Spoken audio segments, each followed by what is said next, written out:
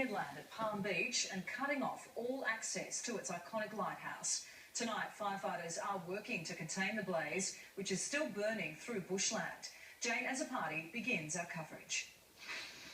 On a spectacular Sydney day, the picturesque Barrenjoey headland shrouded in smoke and under attack by fast-moving flames.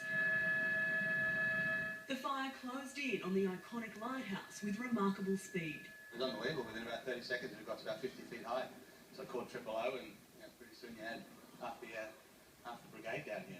The biggest concern for firefighters, there's only one looping trail in and out of this headland. Two runners were the first to see flames. It was too big to put out at that point, so we just grabbed everyone from the top and started ushering them down the hill. There's a few older people and things like that, so just trying to make sure that everyone got down and out of the way.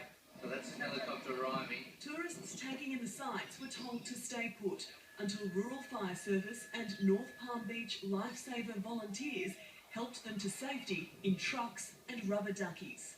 It is a very difficult location, and the fire activity was quite intense when the fire started, so we're thankful that everyone's been accounted for. 3 aerial bombing helicopters with an ocean full of water at their disposal worked to save the historic lighthouse, which has stood since 1881. Fire did take hold in one of the outlying buildings, but it was saved. This was their view from the air. On a sunny Saturday afternoon, Palm Beach, known to the world thanks to Home and Away, was full of swimmers and picnickers, watching on as their glorious view transformed. It started to get really out of hand and it got closer to the houses up on the hill. Really close.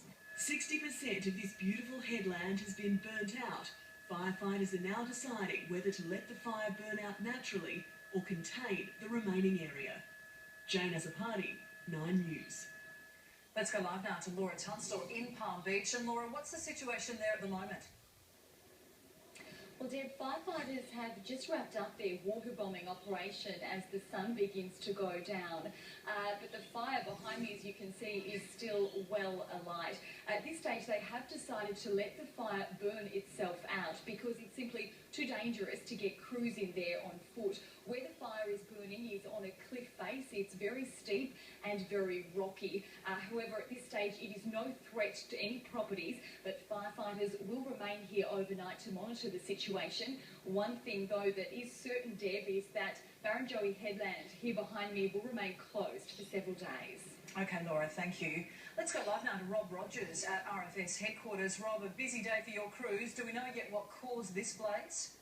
No, we don't. That fire, along with a number of others, will be investigated, though.